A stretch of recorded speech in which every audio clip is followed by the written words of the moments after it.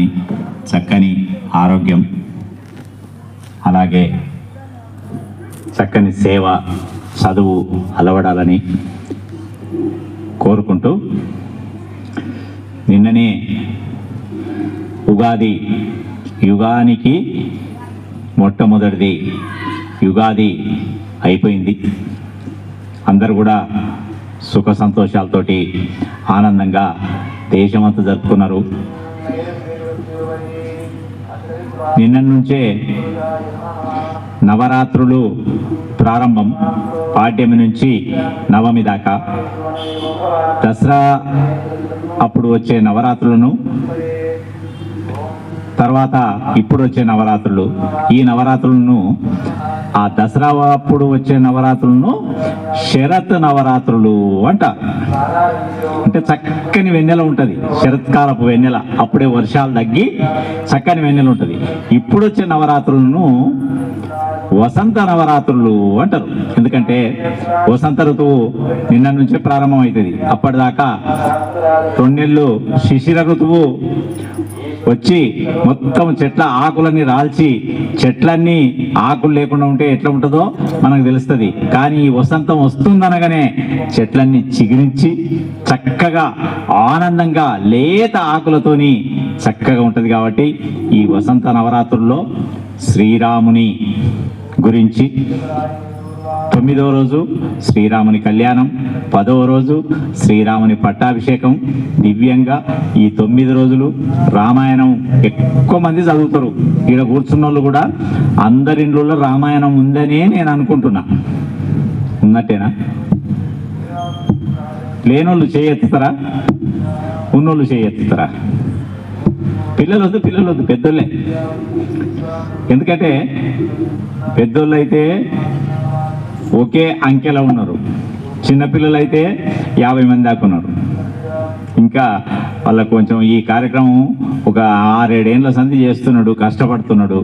వాళ్ళకు పనుల వల్ల రాలేదు, లేకపోతే పని ఒత్తిడి చేత రాలేదో కానీ వచ్చిన వాళ్ళు ఒకసారి సినారెడ్డి రెడ్డి కవిత గుర్తొస్తుంది. అంత కడివెడు పాలపై ఒకంత మీగడ పేరినట్లుగా మనకు మిగులును గతము లోపలి, అది ఏ మనకు సాంప్రదాయం. ఎంతమంది వచ్చినా రాకున్నా మనం కార్యక్రమం జరిపితే వచ్చిన వాళ్ళ కాడికే ఒక్కరు 1000 మందికి సమానం. ఇక్కడ ఒక 7-8 మంది ఉంటారు అనుకో, అంటే ఎంతమంది అయినట్టు? 8000. అట్లా అనుకొని ఇక్కడ ఉన్న ఉపన్యాసకుడు మాట్లాడతారు, లేకపోతే మాట్లాడలేడు.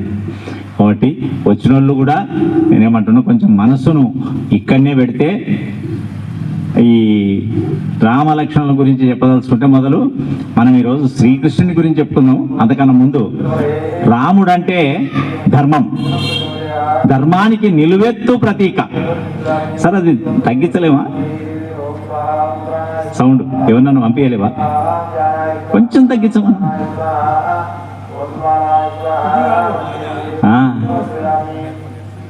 ఓకే. అయితే రాముడు అంటే మర్యాద పురుషోత్తముడు, స్మితభాషి, హితభాషి, పూర్వభాషి, మృదుభాషి. మొట్టమొదటి ఎవరన్నా ఎదురుగానే మొట్టమొదటి రాముడే వల్కరిస్తాడట. అది నవ్వుకుంటూ వల్కరిస్తాడట, ప్రేమతోటి వల్కరిస్తాడట, మృదువుగా మాట్లాడతాడట. అట్లాంటి రాముని పక్కన లక్ష్మణుడు ఉంటాడు. రాముడు ధర్మానికి ప్రతీక అయితే లక్ష్మణస్వామి శ్రద్ధకు ప్రతీక. శ్రద్ధ, ఎంత శ్రద్ధ అంటే రాముడు ఇట్లా కదిలితే వెంటనే ఏం కావాలో చూస్తాడు.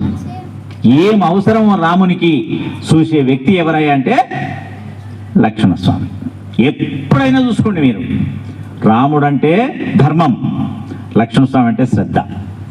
మనం కూడా మనం చేసే పనిలో శ్రద్ధ పెడితే లక్ష్మణునికి ఎంత పేరు వచ్చిందో, రాముడు లక్ష్మణుని ఎంత ప్రేమగా చూసుకున్నాడో, మనం చేసే పని మీద ప్రేమ పెడితే శ్రీరామచంద్రుడు మనల్ని కూడా అంత ప్రేమగా చూసుకుంటాడట.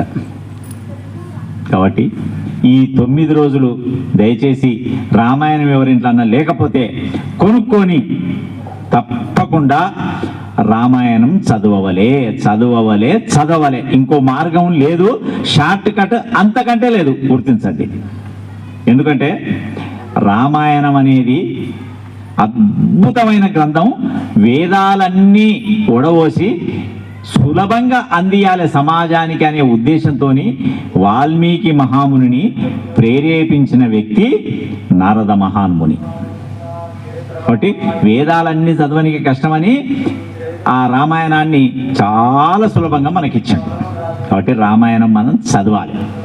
రామాయణంలో ఎన్నో పాత్రలు. ఒకరోజు రామాయణం మీద కూడా ప్రిపేర్ అయ్యారండి పిల్లలు మీరు.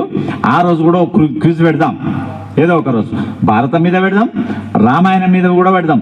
పాత్రల పేర్లు తెలుసుకొని రావాలి తప్పనిసరిగా. ఒక్కొక్కరు కనీసం ఒక 20-30 పాత్రల పేర్లు చెప్పగలిగి ఉండాలి.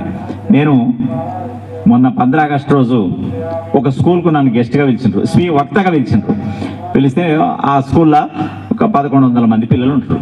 నేను ఒకటే ప్రశ్న అడుగుతాను చెప్పిన, ఈరోజు స్వతంత్ర దినోత్సవం కాబట్టి మీరందరూ కూడా 1947 కన్నా పూర్వం 1857 మొట్టమొదటి ప్రథమ స్వాతంత్ర సమరం జరిగిందనేది వీర సావర్కర్ రాసిండు ఆ పుస్తకం. అక్కడి నుంచి ఝాన్సీ లక్ష్మీబాయి నుంచి ఇక్కడ దాకా ఎంతమందికి 10 పేర్ల పైన తెలుసు? పేర్లు చెప్పాలి, నాకు చరిత్ర ఇట్లొద్దు, పేర్లు చెప్పాలి. ఇప్పుడు అది కూడా అడిగాను, వచ్చిన వాళ్ళు చెయ్యెత్తండ్రి అన్న. 1100 మంది ఉన్నారు, 11 మంది కూడా ఎత్తలే. స్ఫూర్తి ఎట్లొస్తుంది అంటే మనం టీచర్స్ని అందామా? తెలియదు. మరి ఇంకేవో తల్లిదండ్రులు అందామా? తెలియదు. 11 మంది కూడా చెయ్యెత్తలేదు. 10 మంది పేర్లు నాకు వచ్చు అడగా, నేను మిమ్మల్ని వచ్చు అని చెయ్యెత్తానంటే ఎవరు ఎత్తాలి? 9 మంది 8 మంది తెలియదు. మనకు కూడా రామాయణం నాకు తెలుసని తల్లులు అనుకుంటే, మీరు పిల్లలకు చెప్పకపోతే, ఏం చేస్తున్నావు అంటే రామాయణం చదువుతున్నాను చెప్పకపోతే రేపటి తరానికి రామాయణం కూడా తెలియదు. భారతం కూడా చదవకపోతే భారతం కూడా తెలియదు. భారతంలో భగవద్గీత ఉంది, రామాయణంలో సుందరకాండ ఉంది. భారతం చదువుకున్న అంతది ఏడు చదువుతుంటే చాలా సులభమైన శైలిలో ఉంది. చిన్న పుస్తకం, 700 శ్లోకాలు, 18 అధ్యాయాలు, భగవద్గీత చదవాలి. ఒక్కటే శ్లోకం చదువు రోజు. నేనేం చదువుతాను, 1 సంవత్సరం పాటు ఒకే శ్లోకం నేర్చుకో, 1 సంవత్సరం. అట్లా సంవత్సరానికి ఒకటి నేర్చినా కూడా మన జీవితంలో ఎన్నో కొన్ని నేర్చుకుంటాం కదా, అది మనకు అలవడుతుంది కదా, దాని తాత్పర్యం చదువుతాం కదా. కాబట్టి భగవద్గీత చదవాలి. భీష్మ పర్వంలో ఉంది, అది మొత్తం 18 పర్వాలు ఉంటాయి ఏమిట్లా భారతంలో. అదే రామాయణానికి వస్తే 6 కాండలు ఉంటాయి, 7వ కాండ ఉత్తరకాండ, దాన్ని తక్కువ చదువుతాం. 6 కాండల్లో సుందరకాండ అనేది యుద్ధకాండ కన్నా ముందు 5వ కాండ. కాబట్టి సుందరకాండలో హనుమంతుని గురించి అద్భుతమైన వర్ణన, తర్వాత సీతమ్మ యొక్క సౌశల్యం, రావణాసురుని లంకా వైభవం అద్భుతం, అత్యద్భుతం. కాబట్టి తప్పనిసరిగా చదివితే, మీరు చదువుతుంటే ఒక మంచి పద్యం గుర్తొస్తుంది. పద్యం చదువుతాం. చక్కెర కంటే తీపి, అందుకన్నా ముందు పరమ రహస్యమైన ఒక పద్ధతి తెల్పెద మీకు ఇప్పుడు. చక్కెర కంటే తీపి దది సారము కంటెను రుచ్యమౌను, పెంపెక్కిన తేనె కన్నా అతి రుచ్యము నోటను పల్కగా అమృతమే అనిపించును కాన దానిని నిత్యము పానము చేయుడు రామనామమున్. చక్కెర కంటే తీయగుంటది. దదిసారం అంటే పెరుగులో చక్కెర వేస్తే ఎట్లుంటుందో అట్లకన్నా ఇంకా బాగుంటది. పెంపెక్కిన తేనె తెచ్చి పెడితే ఎట్లుంటుందో పుట్ట తేనె అంతకన్నా తీపుంటది. అది ఎప్పుడు మనం అనుభవిస్తే తప్ప ఆ సంగతి వింటే తెలియదు. అది అనుభవించి దాన్ని చదివితే, అదే సుందరకాండ చదివితే, అదే యుద్ధకాండ చదివితే. మీకు తెలుసా, ఆ సుందరకాండలో, కిష్కింధకాండలో రాముడు పోయి కూర్చుంటే, లక్ష్మణస్వామి కూర్చుంటే, చింతాకాంతులై కూర్చుంటే సుగ్రీవుడు వస్తాడు. వచ్చి ఎక్కడెక్కడ ఎత్తుకాలే రామచంద్ర ప్రభు అంటే మీరే ఆలోచించండి అంటాడు రాముడు. అంటే ప్రపంచంలో ఉన్న ప్రతి మూల, ప్రతి కొన, ప్రతి దేశం, ప్రతి సందు, ప్రతి సముద్రం అన్ని గురించి చెప్తాడు. మనం చదివితే ఆశ్చర్యపోతాం. ఎవరు? సుగ్రీవుడు. రాముడు, లక్ష్మణ స్వామి, ఆంజనేయుడు నోరు తెస్తారు. ఇదంతా ఎప్పుడు చూసినావయ్యా నువ్వు? ప్రతి దేశము, ప్రతి పర్వతము, ప్రతి నది, ప్రతిదీ ఎట్లా చెప్పినావంటే, అప్పుడు అడుగుతాడు రాముడు, ఎట్లా చెప్పినావు సుగ్రీవా ఇంత చరిత్ర ఒక్కొక్కటి అంటే? అప్పుడు సుగ్రీవుడు అంటాడు, మా అన్న భయం చేత ఎక్కడ ఉంటే బాగుంటుంది నేనని ప్రపంచం మొత్తము తిరిగి వచ్చిందట. తిరిగి ఆఖరికి ఋష్యముఖ పర్వతం మీద అంటేనే నాకు సేఫ్టీ ఉంటుందని ఋష్యముఖ పర్వతం మీద ఆంజనేయుడు, ఒక 5 మంది, తర్వాత ఈయనంటే వచ్చిన వాళ్ళు, సుగ్రీవుడు ఉన్నాం కాబట్టి మొత్తం తిరిగి చూసి వచ్చినాయి. ఇప్పుడు మీకు అడిగితే నాకు అవసరం వచ్చింది మీకు కాబట్టి, నాకు తెలిసింది కాబట్టి నేను చెప్తున్నట్టే. రాముడు ఆశ్చర్యపోయి నువ్వు చాలా గొప్ప వ్యక్తి అని చెప్పింది ఆ మాట అన్నాడు. సరే,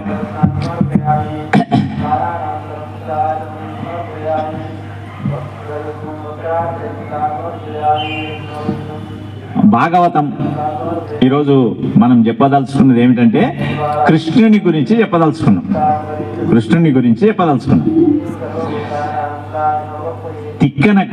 తిక్కన కాదు, పోతన్నకు రామాయణం రాయాలని చాలా ఇష్టం. పోతన్నకు బాగా గుర్తుపెట్టుకోండి. అయితే అతను అట్లా అది రాయాలని కూర్చొని ఉపాసన చేస్తా ఉన్నాడు రాముణ్ణి. రాముడు వచ్చిండు, కనిపించి, ఓ పోతన్నా, రామాయణం కాదు నీవు భాగవతం రాయి అని చెప్పాడు. అట్లా మనం కృష్ణుని చెప్దాం అనుకుంటే టక ఈరోజు రాముడే వస్తున్నాడు ఎక్కడి నుంచి తెచ్చిన. సరే, రాముడిని కొంచెం పక్కకు పెట్టి రేపు అన్నగారు చెప్తారు, సురేందర్ సారు. కాబట్టి ఈరోజు కృష్ణుని మీద కొద్దిసేపు బోధం. హరియను రెండక్షరములు హరించును పాతకములను అంబుజనాభా. హరి నీ నామ మహత్యము హరి పొగడంగ వశమే హరి శ్రీకృష్ణ. కృష్ణ శతకం మీ ఇంట్లో ఉంటే ఇది ఒక పద్యం. కృష్ణ శతకం చాలా చక్కగా ఉంటుంది. అది మనం నేర్చుకుంటే పిల్లలకు నేర్పొచ్చు. కాబట్టి కృష్ణ శతకం వీడికి వచ్చినప్పుడు ఈ వారం రోజుల్లో ఇక్కడ చెప్పేటోళ్ళు ఎవరైనా కొన్ని సూచనలు ఇస్తారు మీకు. దాన్ని మీరు గమనిస్తే, అది కొనుక్కుంటే, అది చదివితే తప్పనిసరిగా వ్యక్తిత్వం లేకపోతే సంస్కారం మారుతుంది.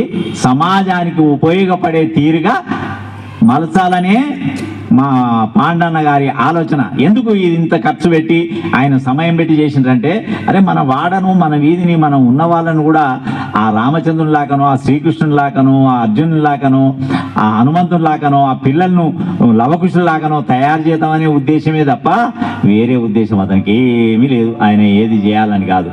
అయినా స్పందించాలి. సరే, స్పందించిన కాడికి ఆనందపడదాం. అయితే దాని ఉద్దేశంలో మొట్టమొదటిది ఏంటంటే, పాండన్న ఉద్దేశం కూడా చెప్దాం. ఇట్లాంటి కార్యక్రమాలు పెడితే పాలున్నాయి. పిల్లలు బాగా వినండి, పెద్దలు కూడా వినండి. మీరు ఎవరికైనా చెప్పొచ్చు, ఇది పాలున్నాయి. పాలను పితికి తీసుకొని వచ్చి ఒక పాత్రలో పోసి అట్లే పెట్టామనుకోండి, ఎన్ని రోజులు ఉంటాయమ్మా? రెండో రోజు ఏమవుతుంది? పలికిపోతాయి. దేనికైనా పనికి వస్తాయి అవి? పనికిరావు. ఆ పాలను తీసుకొచ్చి కొంచెం సేపు శ్రద్ధ పెట్టి పొయ్యి మీద పెట్టి కొంచెం వేడి చేసి మంచిగా వేడైనాక దించి, పొంగకుండా ముందే దించి కొద్ది చల్లార్చి గోరువెచ్చగా అయినప్పుడు దానికి ఏం కలపాలి? మజ్జిగ, తోడు అంటాం. కొంచెమే తోడు కొంచెం వేసి ఒక 5-6 గంటలు కదలకుండా ఉంచితే పాలు ఏమవుతాయి? పెరుగు అవుతాయి. పెరుగు ఎన్ని రోజులు ఉంటుంది? 3 రోజులు, 4 రోజులు. 5వ రోజు ఏమవుతుంది? పుల్లగా తినలేని, ఇక పడేయాల్సిందే. కానీ అదే పెరుగును మనము కవ్వం తీసుకొని కొద్దిసేపు గిల కొడితే ఏమొస్తుంది? వెన్న వస్తుంది, మజ్జిగ అయిపోతుంది, వెన్న వస్తుంది. ఆ వెన్నను బయటికి తీసి మజ్జిగను తాగేటోళ్ళు తాగంగా వెన్నను అట్లే ఉంచితే, అది అట్లే ఉంచితే ఎన్ని రోజులు ఉంటుంది వెన్న? ఏమనుకున్నా ఉంచితే 1 నెల, ఎక్కువ 1 నెల, తర్వాత పాడైపోతుంది. కాబట్టి ఆ వెన్నను కూడా మళ్ళా పొయ్యి మీద పెట్టి దాంట్లో తమలపాకో లవంగమో ఏలకో వేసి కొద్దిసేపు వేడి చేసి దించితే ఏమవుతుంది? అది నెయ్యి ఎన్ని రోజులు ఉంటుంది? ఎన్ని రోజులు కావాలిస్తే అన్ని రోజులు ఉంటుంది. మొట్టమొదట పాలను ఏం చేసినాం? చిన్న సంస్కారం ఏందది? వేడి చేసినాం. వేడి చేసి ఇంకొకరికి దాన్ని ఒకరికి తోడుగా, అది ఒక్కటే అవుతుంది పాలని దానికి తోడు వేసినాం. వేస్తే అది ఏమైంది? మరుసటి రోజు పెరుగైంది. పెరుగు తర్వాత దాన్ని ఇట్లా ఉంటే నడవదు నీకని కొంచెం దాన్ని కొంచెం ఇబ్బంది పెట్టి చిలికినాము. చిలికితే ఏమైంది? వెన్న వచ్చింది. వెన్నను మళ్ళా కొద్దిసేపు సంస్కారం చేస్తే ఏమొచ్చింది? వేడి సంస్కారం చేస్తే నెయ్యి వచ్చింది. నెయ్యి ఎన్ని రోజులు? దేనికైనా, ఎందుకైనా, ఎక్కడైనా, ఎప్పుడైనా, ఏ ఆరోగ్యానికి అన్నిటికీ మంచిది. ఉపయోగపడుతుందా లేదా? ఇక్కడ పాండన ఉద్దేశం కూడా ఇదే అని నేను అనుకుంటున్నా. ఆమె రైట్ అబ్బా? కరెక్టేనా నేను చెప్పింది? పిల్లలు కానీ పెద్దలు కానీ వీడికి వచ్చిన వాళ్ళు, మొట్టమొదటి వచ్చిన వాళ్ళు ఎవరు? పాలు. 2వ రోజు 3వ రోజు కాగానే ఏమవుతారు? పెరుగైతారు. 4వ రోజు 5వ రోజు కాగానే ఏమవుతారు? వెన్న. 7వ రోజు వరకు ఏమవుతారు? నెయ్యి. అది కావాలనే ఇక్కడ పెట్టిన వాళ్ళ ఉద్దేశము. మీరు బాగా గుర్తుపెట్టుకోండి. మేము వచ్చినాము, విన్నాము, పోయినాము అంటే నడవదు. పాలు ఏం కావాలి? పెరుగు కావాలి. పెరుగు ఏం కావాలి? వెన్న ఏం కావాలి? నెయ్యి. ఈ పిల్లలైనా పెద్దలైనా తయారై పోవాల్సిందే. 27 నాడు శ్రీరామనవమి. ఆ రోజు వరకు అందరు కూడా ఏం కావాలి? నెయ్యి కావాలి.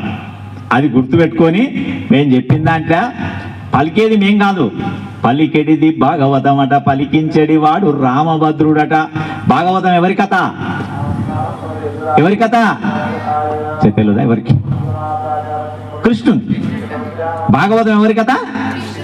పలికెడిది భాగవతం అట, పలికించెడి వాడు కృష్ణుడు కాదు, రామభద్రుడట. రాముడు పలికిస్తున్నాడు. ఎవరి కథ? కృష్ణుని కథ. పలికించడి వాడు రామభద్రుడట, నీ పలికిన భవహరమగునట, పలికెదా వేరు కండు కాద పలుకగనేలా. ఎంత స్వీట్ గా, ఎంత మధురంగా, ఎంత చక్కగా ఆ పోతన మహానుభావుడు ఎంత వినయంతో మనకు చెప్పిండో ఒక్కసారి ఆలోచించండి. నిజంగా మామూలుగా లేదు మన చరిత్ర. తెలుగులో ఒక్కొక్క ప్రబంధం, ఒక్కొక్క పుస్తకం, ఒక్కొక్క కావ్యం అద్భుతం, అత్యద్భుతం. దాంట్లో కూర్చుంటే ఎవరు పిలిచినా వినపడదు, అన్నము పట్టదు, అట్లా కూర్చున్నారు అంతే. కాబట్టి మనము చేసే ప్రతిది కూడా, ప్రతి కావ్యం, చదివే కావ్యం, వినే రామాయణం, ఏదైనా కూడా. రామాయణం ఎవరు రాసిండ్రు? పిల్లలు? వాల్మీకి. రామాయణం ఎవరు రాసిండ్రు? వాల్మీకి మొదలు. అదే భారతం ఎవరు రాసిండ్రు? వ్యాసుడు. భారతం ఎవరు రాసిండ్రు? వ్యాసుడు రాసిండు. కాబట్టి వీళ్ళిద్దరు కూడా ద్రష్టలు, చాలా గొప్ప వ్యక్తులు, మామూలు వ్యక్తులు గారు. ఆయన రామ రామ రామ రామ రామ రామ అనుకుంటా ఆ రత్నాకరుడు అనే వ్యక్తి వాల్మీకం అంటే పుట్ట ఆయన మీద విరిగినా కూడా ఆయన చూసుకున్నాడా? చూసుకోలేదు. వ్యాసుడు సాక్షాత్తు భగవంతుని స్వరూపం. వ్యాసుడు రాసిండు. రామాయణంలో 25,000 శ్లోకాలు ఉన్నాయి. ఎన్ని శ్లోకాలు ఉన్నాయి? 25. అదే భారతంలో ఎన్ని శ్లోకాలు ఉన్నాయి? 1,00,000 శ్లోకాలు ఉన్నాయి భారతంలో. భారతం చెప్తుంటే, వ్యాసుడు చెప్తుంటే గణేశుడు రాసిండు. అంటే భారతములా ఎన్నో పాత్రలు, అద్భుతమైన పాత్రలు ఉన్నాయి. దానికి భారతం మొత్తం నడవనికి కారకుడు ఎవరు? కృష్ణుడు. భారతం కథ, యుద్ధము, అది ఇది అన్ని జరగడానికి కారణం ఎవరు? శ్రీకృష్ణుడు. శ్రీకృష్ణుని చరిత్ర మనం కొద్దిసేపు ఆలోచిద్దాం. ఏం చేసిండు, ఏం సంగతి అని. సమయం పోయింది బాగా. శ్రీకృష్ణుడు అనగానే మనకి ఎవరు గుర్తొస్తారండి? బాలకృష్ణుడు. మొట్టమొదటి ఎవరిని గుర్తు తెచ్చుకోవాలి? బాలకృష్ణుడిని. ఎవరికన్నా బాలకృష్ణుడి పద్యం వస్తుందా? వింటామా? ఇక్కడ వింటామా? ఇక్కడ ఇడిచి పెడతామా? అయిపోయింది, నమస్కారం పెడతామా? చేత వెన్న ముద్ద చెంగల్లో పోదండ బంగారు మొలతాడు పట్టుదట్టి సంధ్య తాయతలు సరిమువ్వ గజ్జలు చిన్ని కృష్ణ నిన్ను చేరికొలతు, చిన్ని కృష్ణ నిన్ను చేరికొలతు. అమ్మా తల్లులు, మన ఇంట్లో అందరికీ పద్యం నేర్పండి. చాలా గొప్ప పద్యం, చాలా గొప్ప పద్యం. శ్రీకృష్ణ శతకంలోనేమో మొట్టమొదటి పద్యం, శ్రీ రుక్మిణీశ కేశవ నారద సంగీతలోల నగదర శౌరి ద్వారక నిలయ జనార్దన కారుణ్యము తోడమమ్ము కావుము కృష్ణ. ఇది పద్యం. ఒక్కసారి అది మనకు అంతరంగముల ఆత్మకు తగిలి అది ఎంత ఆనందంలో ఉంటుందో చెప్పలేం చదివితే. ఆ కృష్ణుడు, చిన్ని కృష్ణుడు పుట్టుకతోడనే మహిమను చూపించిండు. అవునా కాదా? ఏం మహిమ చూపించిండు? పుట్టగానే ఆయన ఏ రోజు పుట్టిండు? అష్టమి. కరెక్ట్ చెప్పారు, అష్టమి. ఏ అష్టమి అంటాం మనం దాన్ని? జన్మాష్టమి. శ్రీకృష్ణ జన్మాష్టమి. అష్టం నాడు పుడితే మంచిది కాదు అన్నాడు. అష్టం నాడు పుట్టిన కృష్ణుడు ఏ యుగం అది? ద్వాపర యుగం. ద్వాపర యుగం నుంచి ఈ రోజు దాకా గుర్తు చేసుకుంటున్నావా లేదా? రాముని మీద భక్తి కుదరొచ్చట, విష్ణువు మీద భక్తి కుదరొచ్చట, లలిత అమ్మవారి మీద భక్తి కుదరొచ్చట, లక్ష్మీదేవి మీద, సరస్వతి మీద, పార్వతీ అమ్మవారి మీద భక్తి కుదరొచ్చట. కృష్ణుని మీద భక్తి కుదరడం కష్టమట. గుర్తుపెట్టుకోండి. ఎవరికైతే కృష్ణుని మీద భక్తి కుదురుతుందో చాలా సులభంగా మోక్షం దొరుకుతుందట. అదే పోతన్న భాగవతం రాస్తూ ఎవరన్నా చింత చేస్తుంటారు కదా, ఎందుకు చింతిస్తారు అంటే, గాడ అది వాయ, గిడ ఇది వాయ, వాడు ఇట్లనే, వీడు ఇట్లనే, గాయమ్మ గిట్లన్నది, గీయమ్మ గిట్లన్నది. ఇవేనా మన ముచ్చట్లు ఇంకేమన్నా ఉన్నాయా? అదే పోతన్న మొట్టమొదటి పద్యం ఏందో తెలిసినా మీకు భాగవతంలో? ఎందుకయ్యా చింతిస్తున్నామంటే, శ్రీ కైవల్య పదంబు చేరుటకునై చింతించెదన్, శ్రీ కైవల్య పదంబు చేరుటకునై చింతించెదన్, లోక రక్షైకరంబకు భక్త పాలన కళా సౌరంభకున్, దానవోద్రేక స్తంభకు గేలి లోల విలస దృగ్జాల మహానందాంగ నాడింబకున్. కైవల్యం ఎట్లొస్తుంది? కైవల్యం అంటే మోక్షం. మోక్షం కోసం చింతిస్తున్నాయా? నేను దేనికోసం చింతిస్తాను అనుకుంటారు మీరు అన్నట్టు. శ్రీ కైవల్య పదము చేరుటకునై చింతించదన్. ఎంత మంచి పద్యం, ఎంత గొప్ప. అంటే నాకు అప్పుడు నేను ఎప్పుడో ఒక 10 సంవత్సరాల కింద ఎప్పుడు చదివినా ఈ పద్యం ఇట్లాగానో ఉంది అనుకున్నా. నిజంగా కొంచెం ఆలోచించంగా మనం చదవంగా, అనగనగరాగమతి శయిల్లుచునుండు, అనగనగరాగమతి శయిల్లుచునుండు, తినగవే పతియనుండు, సాధనమున పనులు సమకూరు ధరలోన. ఈ పద్యం చదవంగా ఓ అమ్మ ఇంత అర్థం ఉందా దీంట్లో అని తెలిసింది.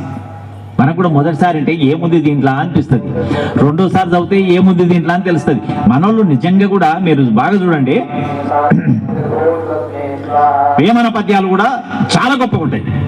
అల్లుపుడెప్పుడు పలుకు ఆడంబరముగాను సజ్జనుండు పలుకు చల్లగాను కంచు మోగినట్లు కనకంబు మోగునా విశ్వదావిరామ వినురవేమా. ఈ పద్యంలో అర్థం ఉందమ్మా. 2 రోజులు ఒక్క పద్యం మీదనే చెప్పొచ్చు. మొట్టమొదట మనం చదివినప్పుడు ఏమనుకున్నాం, చిన్నప్పుడు సారు కొట్టకుండా ఈ పద్యం నోటికి వస్తే అయిపోయి, ఇంకా అయిపోయింది, దీని పని అయిపోయింది మనకి. ఇంకా సారుతోనే దెబ్బలు తినకుండా ఈ పద్యం నేర్చుకుంటే అయిపోయాయి.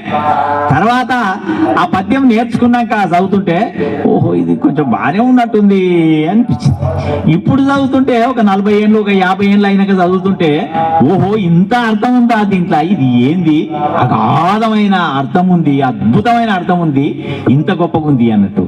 అట్లనే మన పద్యాలు గొప్ప. అందుకే ఎన్నడో 500 600 ఏళ్ళ కింద రాసిన పద్యం ఇవాళ మనం చదువుతున్నామా లేదా? మరి ఎప్పుడో పుట్టిన కృష్ణుడు ద్వాపరయుగం తర్వాత కలియుగం ప్రవేశించింది, 1000 సంవత్సరాలు అయింది, అయినా కృష్ణుని తలుస్తున్నావా లేదా? అందుకు కృష్ణుడు ఎన్నడు పుట్టిండు? జన్మాష్టమి నాడు పుట్టిండు. ఏ టైంలో పుట్టిండు? ఏ టైం అయ్యా కృష్ణుడు పుట్టింది? అర్ధరాత్రి పుట్టిండు. జైల్లో పుట్టిండు. ఏడ పుట్టిండు? జైల్లో పుట్టిండు. ఆయన పుట్టినప్పుడు ఏం కూసింది? గాడిద. వాళ్ళ మామ కంసుడు మేనమామ కృష్ణుడికి. వాళ్ళ అమ్మ పేరు దేవకి, అంతే కరెక్ట్గా? దేవకి వసుదేవులకు పెళ్లి చేసి రథం మీద తీసుకొని పోతుంటాడు వాళ్ళ ఊరికి. కంసుడు తీసుకొని పోతుంటే ఆకాశవాణి వలుకుతుంది, ఒరే ఎక్కువ ప్రేమ చూపకు, వీళ్లకు పుట్టబోయే 8వ సంతానం నిన్ను సంహరిస్తాడు అని వినిపిస్తుంది. వినిపిస్తే ఆయన ఏమంటే చాలా కోపం వస్తుంది. ఎవరన్నా నువ్వు చస్తావంటే కోపం వస్తుంది చూడు, కానీ సావకుండా ఎవరన్నా ఉన్నారా ఇప్పటికీ? ఎంతమంది వచ్చిండ్రు, ఎంతమంది పోయలేరు. ఆయన కోపం వచ్చి వెంటనే బాణం తీసి నీ తలకాయ తీసేస్తాని చెల్లెల దిక్కు తిరుగుతాడు. అప్పుడు వసుదేవుడు ఏమంటాడంటే, బావగారు ఎందుకు కోపం చేస్తావు, ఎందుకు చంపుతావు, పుట్టిన బిడ్డ నెల నీకు ఇస్తే అయిపోయాయి కదా, పుట్టిన బిడ్డ నెల నీకు ఇస్తాం అంటే ఇది మంచిగుందని, అయినా సరే మీరు ఇస్తారో ఎక్కడన్నా చేస్తారో మిమ్మల్ని జైలు వేస్తానని అక్కడ తీసుకోపోకుండా రథం ఇక్కడ మలిపి తీసుకొచ్చి జైలు వేస్తారు. జైల్లో వేసి 1 బిడ్డ, 2 బిడ్డలు, 3 బిడ్డ, 4వరు, 5వరు, 6వరు, 7 మంది అయిపోతారు. 7 మంది పుట్టంగానే ఆ పిల్లల్ని తీసుకొచ్చి ఈయనకి ఇస్తే పైకి ఎగిరేసి కత్తి ఇట్లా పెడితే పాప దీని మీద పడితే ఏమవుతుంది? 2 సగాలు అవుతుంది. ఇక్కడ సగం అక్కడ సగం, చచ్చిపోతుంది. ఈ 8వ సంతానం ఎవరు పుడతారు? శ్రీకృష్ణ పరమాత్మ, మహానుభావుడు. మంచిగా మాట్లాడాలి ఎవరైనా మాట్లాడితే. శ్రీకృష్ణ పరమాత్మ ఆయన పుడితే ఆయన పుట్టంగానే జైలుకు తాళాలు ఓడిపోతాయి.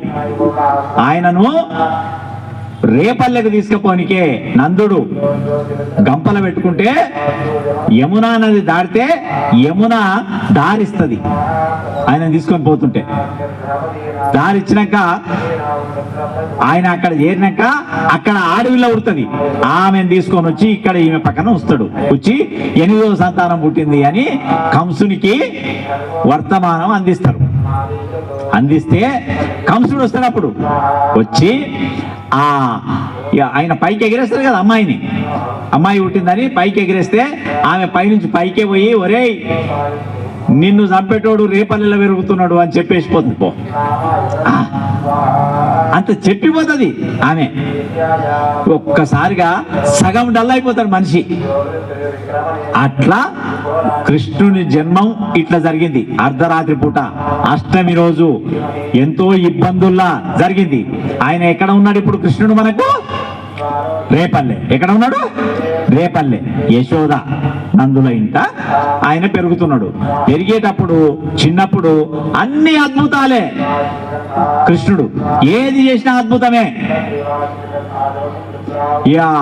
ఆ గొల్లుల ఇండ్లలోకి తిరిగి వెన్న దొంగిలించిండా లేదా? కృష్ణుడు దొంగిలించిండా? మిత్రులతో కలిసి వెన్న దొంగిలించిండు. తర్వాత పూతన అని ఓ రాక్షసిని పంపుతాడు. ఈయన ఏం చేస్తా అంటే రేపల్లెకు కంసుడు ఈ పిల్లని ఆడిపోయి చంపొద్దని పూతన అని ఒక రాక్షసి, ఆ రాక్షసి మొత్తం విషం ఇస్తుంది పాలల్లో కలిపి. విషం ఇయనికి వస్తే కృష్ణుడు ఆమె తాను ఆడుకున్నట్టు చేసి ఆమె కృష్ణ తాను ఆడుకున్నట్టు చేసి పాలు తాగమంటది.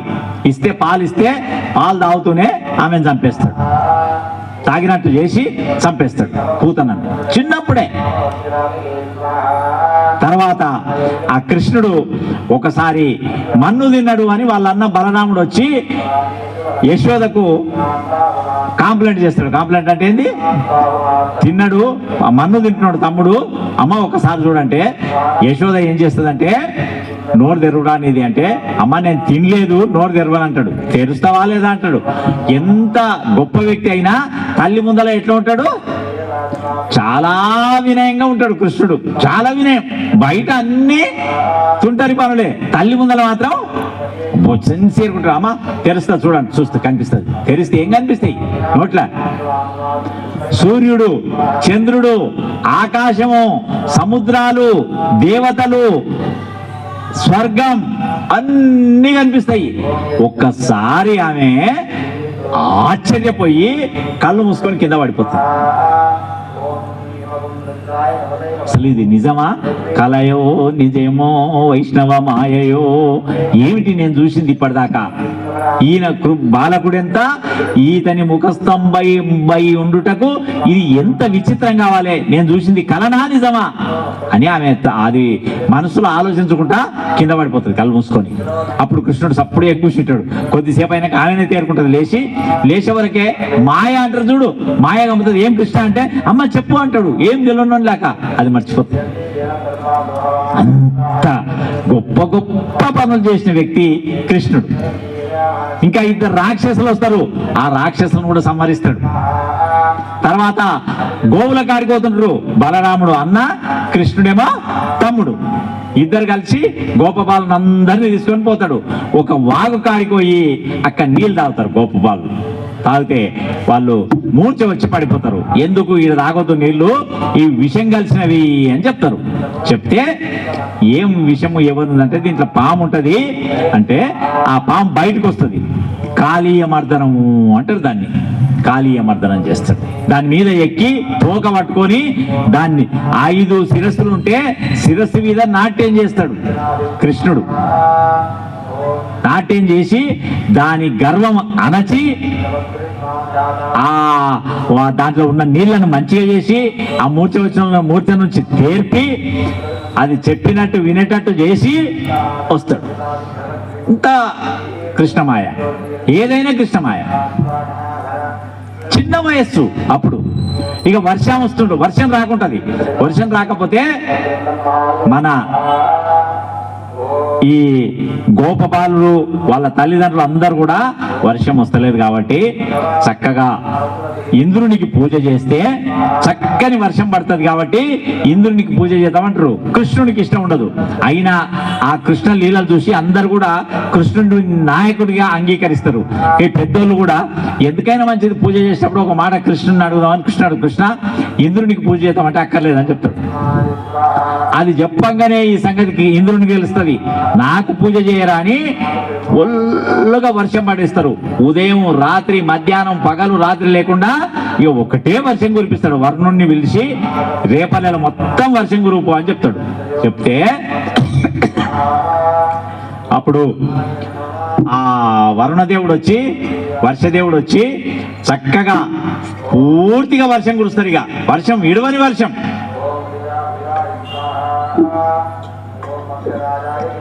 ఇప్పుడు ఏం చేస్తాడంటే ఏం చింత చేయదు, అన్ని ఇండ్లు గారుతున్నాయి, వర్షం ఆగుతలేదంటే గోవర్ధనగిరి దగ్గరికి వెళ్ళి గోవర్ధనగిరిని లేపి చేయి మీద పట్టుకుంటే ఆవులు, గోవులు, పశువులు, దూడలు, మనుషులు, పిల్లలు, పెద్దలు, స్త్రీలు అందరూ కూడా ఎక్కడ పోతారు? గోవర్ధనగిరి దగ్గరికి పోతాడు. గోవర్ధనగిరిధారి శ్రీకృష్ణ అనేది ఆ పేరు వచ్చింది. ఎన్ని రోజులు వర్షం పడ్డా దాని కిందనే ఆహారం, అన్నం అన్ని దొరుకుతుంటాయి. వాళ్ళు ఒకటే వేసుకుంటారు, అన్ని వస్తువులు దొరుకుతాయి. అట్లా చేస్తారు. ఆ గోవర్ధనగిరి కథ ఏంటంటే ఈ గోవర్ధనగిరి అనేది అంతకన్నా రాముని కన్నా ముందు అవతారం ఏది? కృష్ణుని కన్నా ముందు అవతారం ఏది? రామావతారం. రాముని కాలంలో వారధి కట్టనికే సీతమ్మని దేనికే వారధి కడతారు కదా సముద్రం మీద. కడుతుంటే ఈ కొండలు గిండలు తీసుకొచ్చి కడుతుంటే అవి పట్టుకొచ్చింది ఎవరు తీసుకొస్తారు కొండలు గిట్లా? ఆంజనేయుడే కదా, హనుమంతుడే కదా. హనుమంతుడు తీసుకొస్తుంటే నలుడు నీలుడు అని ఇంజనీర్స్ ఉంటారు, వాళ్ళు తీసుకొని దాన్ని సెట్ చేస్తుంటారు. ఒక పెద్ద కొండను తీసుకొని వస్తే ఈ నలుడు నీలుడు ఏమంటారంటే ఇక చాలు చాలు వద్దు వద్దు అంటారు, వద్దంటారు. అది సరిపోయినాక ఇక అవసరమా? అవసరం లేదు కదా. వద్దంటే అప్పుడు ఏం చేస్తాడంటే ఆంజనేయుడు ఆ కొండను అక్కడ దించుతాడు, ఎక్కడున్నాడో అక్కడే దించుతాడు. దించితే ఆ కొండ ఏడుస్తుంది. ఆ కొండ ఏం చేస్తుంది? ఏడుస్తుంది. ఎందుకు ఏడుస్తున్నావు అని అడుగుతాడు ఆంజనేయుడు. అప్పుడు ఈ కొండ ఏమంటదంటే నన్ను ఉన్నతాన ఉండనిచ్చిండా, తీసుకొని వచ్చిండు. రాముని కార్యములా ఉపయోగపడదాము అని అనుకుంటే ఉపయోగపడనిచ్చినవా? ఉపయోగపడనీలే. లేంతాన దించినవు నన్ను, నేను రాముని చూడాలన్నది నాకు అంటది. ఏమంటది కొండ? మీకెవరికన్నా రాముని చూడాలని ఉందా? ఉంటే కనిపిస్తాడు చూడు. అప్పుడు ఆ కొండను ఆన్నే ఉంచి నేను రాముణ్ణి అడిగి వస్తా అని ఆంజనేయుడు పరిగెత్తుకొస్తాడు. పోయి రాముని దానికి వచ్చి రామా రామా ఒక కొండను తీసుకొచ్చినా ఆడ పెట్టినా కొండ ఏడుస్తుంది, దానికి ఏం చెప్పాలి నేను అంటే ఏమైంది అని అంటే నన్ను ఉన్నతానం ఉంచలేదు, రాముని కార్యంలో ఉపయోగపడలేదు అని ఏడుస్తుంది, నిన్ను చూడాలంటుంది. అంటే ఇప్పుడు కాదు, పని మీద ఉన్నాము, వచ్చే అవతారం కృష్ణావతారం వస్తుంది, వారం రోజులు దాన్ని నేను ఎత్తుకొని పట్టుకుంటా పో అని చెప్పు అంటాడు. ఆ గోవర్ధనగిరే ఇప్పుడు ఏలు మీద నిలబెట్టుకొని దాని కింద గోపబాలకులు అందరినీ ఉంచిన పర్వతం పేరు ఏం పేరు? గోవర్ధనగిరి. ఆ గోవర్ధనగిరిని ఎత్తి పట్టుకొని అక్కడ ఉంచి ఇక ఆ వారం రోజులైనాక ఇంద్రుడే అలసిపోయి లాభం లేదురా అని వర్షం తగ్గిస్తాడు. అంతటి మహత్యాలు చేసిన వ్యక్తి ఎవరు? శ్రీకృష్ణుడు. అక్కడి నుంచి పెద్దగా అవుతాడు. పెద్దగా అయిన తర్వాత ఇక ఎట్లయినా చస్తలేడినని మన కంసుడు మామ కదా, మేనమామ కదా. ఇక అక్రూరుడు అని ఒక అతని సోదరుడు, కానీ ఆయన కృష్ణ భక్తుడు, కృష్ణుని విషయాలు తెలుసు ఆయనకు, చాలా గొప్ప వ్యక్తి. ఆయన నీవైతేనే కృష్ణుని తీసుకొస్తావు, పోయి ఎక్కడి నుంచి, రేపల్లి నుంచి ఎక్కడ తీసుకురావాలి? ఈ కంసుడు ఉండే నగరానికి తీసుకురాపో అని పంపిస్తే పోయి కృష్ణ మామయ్య పిలుస్తున్నాడు నీకు రా అంటే సరే పోదాంపా అంటాడు కృష్ణుడు, ఏం ఆలోచించకుండా. కృష్ణుడు బలరాముడు ఇద్దరు తయారై వస్తారు. వస్తుంటే అక్రూరునికి ఒకసారి కృష్ణుని ఇక్కడ కృష్ణుడే అక్కడ కృష్ణుడే ఉన్నట్టు కనిపిస్తుంది. అక్రూరునికి ఒక్కరికి దర్శనం అవుతుంది. ఓ ఈయన మహానుభావుడు, సామాన్యుడైన వ్యక్తి కాడు అనుకుంటాడు. ఒకసారి ఇదే సంఘటన పుట్టపర్తి సత్యసాయి బాబా కూడా ఒక చిన్న సంఘటన చెప్తా. ఇది వచ్చింది కాబట్టి అక్రూరునికి స్నానం చేసి వస్తామని యమునా నదికి పోయి స్నానం చేస్తుంటే ఈయన కిందికి దిగి అట్లా తిరుగుతుంటే రథముల కృష్ణుడు కూర్చున్నట్టుగా అనిపిస్తాడు. సముద్రంలో స్నానం చేస్తుంటే కృష్ణుడు సముద్రానికి పోయింది కదా, సముద్రంలో స్నానం చేస్తాడు, యమునా నదిలో స్నానం చేస్తుంటాడు, రథంలో కూర్చున్నట్టుగా అనిపిస్తాడు. అట్లనే ఆమె ఎంఎస్ సుబ్బలక్ష్మి గారు సంగీత కచేరీ చేయాలి ఒకటి. ఆమె సంగీత కచేరీ చేయడానికి పుట్టపర్తికి రమ్మని ఒక టైం ఇస్తాడు. ఆ సేమ్ టైము ఇందిరాగాంధీ ప్రైమ్ మినిస్టర్గా ఉన్నప్పుడు ప్రపంచ దేశాల మీటింగ్ మన ఇండియాలో జరుగుతుంటే అక్కడికి నీ వచ్చి పాట పాడాలమ్మా అని సెంట్రల్ గవర్నమెంట్ నుంచి ఆహ్వానం వస్తుంది ఈమెకు. ఈమె ఆహ్వానాన్ని ఏమనకుండా పక్కకెడుతుంది. అది రెండు ఒకే రోజు సేమ్, ఒకటేమో పుట్టపర్తిలా, రెండోదేమో ఢిల్లీలా. సరే అని ఆమె ఏమనుకుంటుంటుంది, ఢిల్లీకి సమాధానం చెప్పదు, చక్కగా ట్రైన్ ఎక్కి అక్కడి నుంచి చెన్నై నుంచి పుట్టపర్తి వచ్చేస్తే ఇంకా ఆమె కచేరీ చేస్తుంది. 2-3 రోజులు ఉంటుంది, చక్కగా స్వామిని దర్శించుకుంటుంది, కచేరీ చేస్తుంది, చక్కని పాటలు పాడుతుంది. చెన్నైకి వస్తుంది. ఒక వారం రోజులు అయినాక ఢిల్లీ నుంచి ఒక కవర్ వస్తుంది. మరి ఢిల్లీ నుంచి వచ్చింది ఏం కవర్ అని చూస్తుంది. ఏం లేదు, దాంట్లో ఆ కాలంలో నేను చెప్పేది ఎప్పుడు 1975 74 ఒక 50,000 రూపాయలు. అద్భుతంగా వాడినావు నువ్వు. ఎక్కడ? ప్రపంచ దేశాల సదస్సులో ఇంత అద్భుతంగా ఎప్పుడు వినలేదు, కాబట్టి ఇది తీసుకో, నీకు ధన్యవాదములు అని మిమ్మల్ని అభినందిస్తూ ప్రైమ్ మినిస్టర్ సంతకంతో లెటర్ వస్తుంది, చెక్ వస్తుంది. ఈమె ఆశ్చర్యపోతుంది, నేను ఓనేలేదు, నేను మొత్తం పుట్టపర్తిలోనే ఉన్నా, నేను వాడలేదు అని ఈమె ఫోన్ చేసి భర్త చేత ఫోన్ చేయించి ఆ హోమ్ సెక్రటరీకో ఫైనాన్స్ సెక్రటరీకి ఫోన్ చేస్తే, అదేందమ్మా నేను కూడా ఉన్నా, అద్భుతంగా వాడినావు కదా, నీవు వాడలేదంటావు అంటే, ఇంకా ఈమె సప్పుడు చేయక ఒకసారి సత్యసాయిబాబాకు దండం పెట్టుకున్నాం. అట్లా జరుగుతాయి. మన తాన కూడా చాలామంది మహనీయులు, యోగులు, మహానుభావులు మన దేశంలో అడుగడుగున కోకొల్లలు. సామాన్యులు కూడా మహానుభావులే, సామాన్యులు అసామాన్యులుగా చాలా మంది ఉన్నారు. మనం అనుకుంటాం లేరని. సిద్ధాశ్రమం అనే ఒక ఆశ్రమం ఉంది, హిమాలయ పర్వతాల్లో ఉంటుంది. ఆ సిద్ధాశ్రమంలో ఏమిటంటే, ఎవరైనా హిమాలయ పర్వతాల దగ్గరికి పోతే, నీవు సిద్ధాశ్రమం వస్తావా, నీవు సిద్ధాశ్రమం వస్తావా, నీవు సిద్ధాశ్రమం వస్తావా అని చెవులో వినిపిస్తుంటుందట. వస్తా అంటే వెంటనే బాడీ ఆన్నే ఉంటుంది, తీసుకొని పోతారు. తీసుకొని పోయి 1 రోజా 2 రోజులా 3 రోజులా ఉంచుకుంటారు. అక్కడ చెప్పాల్సింది చెప్తారు, చెప్పి మళ్ళీ వాపస్ తీసుకొచ్చి అక్కడ వదిలిపోతారు. 1 రోజు అక్కడ ఉంటే ఇక్కడ 1 వారం అయిపోతుంది సిద్ధాశ్రమం. కాదు, నిజం. అట్లా పోయి వచ్చిన వాళ్ళు నాకు చెప్పినారు. సిద్ధేశ్వరానంద భారతి అని కుర్తాలం పీఠాధిపతి అట్లా పోయొచ్చు, చాలా మంది పోయొచ్చు. అక్కడ ఒక్కొక్కరి వయస్సు 600 సంవత్సరాలు, 800 సంవత్సరాలు ఏజు, 1000 సంవత్సరాలు అక్కడ ఉన్న మహానుభావుల వయస్సులు తపస్సు చేసుకుంటూనే ఉంటారు. ఇట్లాంటి తపస్సు వల్లనే మన దేశంలో హిందుత్వం మిగిలి ఉంది. మీరు బాగా గుర్తుపెట్టుకోండి, హిందుత్వం మిగిలి ఉన్నదానికి కారణం ఏమిటయ్యా అంటే, మన ఒక్కరి శ్రమనే కాదు, మన శ్రమ ఉంది, కృషి ఉంది, ప్రయత్నం ఉంది, కానీ వాళ్ళ ఆశీస్సులున్నాయి, ఋషుల ఆశీస్సులున్నాయి.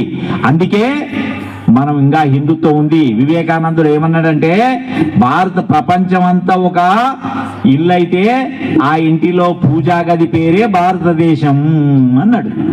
మన దేశం పూజా గది. ఎప్పుడైతే పూజలు పునస్కారాలు భారతదేశం నశిస్తుందో ఆటోమేటిక్గా ప్రపంచం మొత్తం నశిస్తుందని చెప్పినాడు. అన్ని 100 సంవత్సరాలు వయస్సున్న వ్యక్తులు చాలా మంది ఉన్నారు. వాళ్ళ ఆశీస్సులతోనే మనం ఏ పనైనా జరుగుతుంది. మనం అనుకుంటాం మనమే గొప్ప అనుకుంటాం అహంకారంతో. అదే తప్పు. అహంకారం విడిచిపెడితేనే ఏ పనైనా అవుతుంది. ఇక కృష్ణుడు ఆ అక్రూరుని రథం ఎక్కి వచ్చేస్తాడు. వచ్చేస్తే బాటల కుబ్జా అనేట ఆమె కనిపిస్తుంది, మల్లెపూలు తీసుకొని. ఆమె అష్ట వంకరలు ఉంటుంది. ఆమె జస్ట్ ఇట్లా వెంట్రుక పట్టి చక్కగా అనే వరకు ఆమె అందమైన యువతిగా తయారవుతుంది. ఆ పూలు, ఆమె తానున్న పూలన్నీ వీళ్ళకిస్తే బలరాముడు కృష్ణుడు దండలు వేసుకుంటారు. వేస్తుంది ఆమె, వేసి ఆనందంగా ఆయన దానికి పోతే ఎదురు అట్లా ఆయన ఆస్థానములకు ప్రవేశించగానే ఒక ఏనుగును పంపిస్తాడు. అది ఎంత మదపుటేనుగు అంటే ఎట్లాంటి కూడా చంపేస్తుంది. ఒకే కత్తి దెబ్బతోని దాన్ని చంపేస్తాడు. తొండాన్ని కొట్టేసి కింద పడేస్తాడు. ఒకసారిగా స్టన్ అవుతాడు. 2 మల్ల యోధులు ఉంటారు.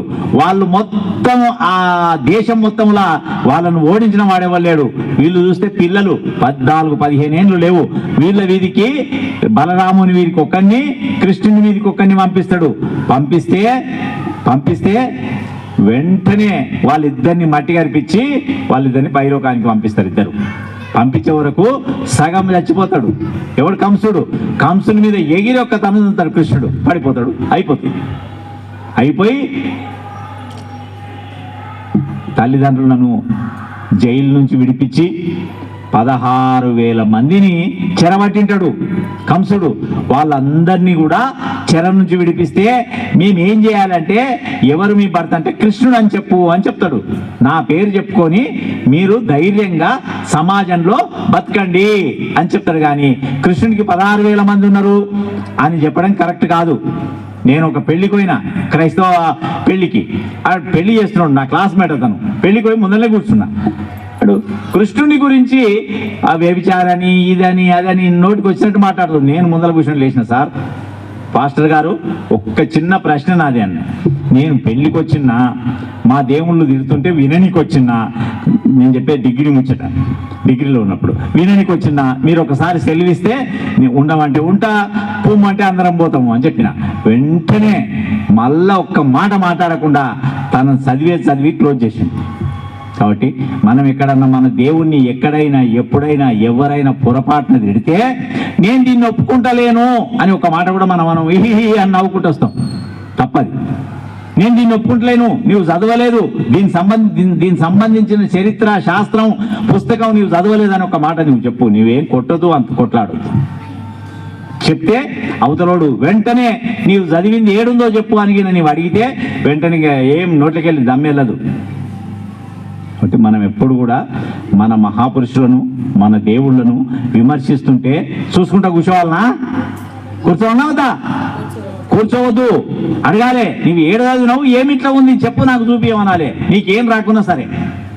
అందుకే మనం రామాయణం చదవాలి. కొంచెమన్నా చదివితే మనకు కొంచెం దాని విషయం తెలుస్తుంది.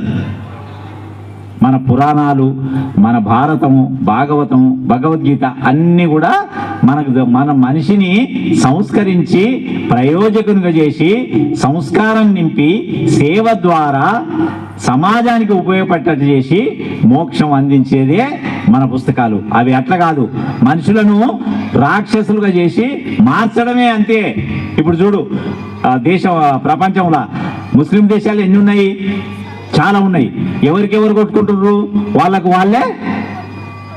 దాంట్లో ఎవరి ప్రమేయం ఉంది? మోడీ ప్రమేయం ఉందా? నీ ప్రమేయం ఉందా? నా ప్రమేయం ఉందా? ఎవరి ప్రమేయం లేదు, వాళ్ళే కొట్టుకుంటున్నారు. ఎక్కడ పడితే వాళ్ళు కొట్టుకుంటున్నారు. ఎందుకు అంటే ఇట్లా చేస్తే అంతే. కాబట్టి కృష్ణుడు అక్కడి నుంచి కృష్ణుడు ఇక వచ్చి ఈ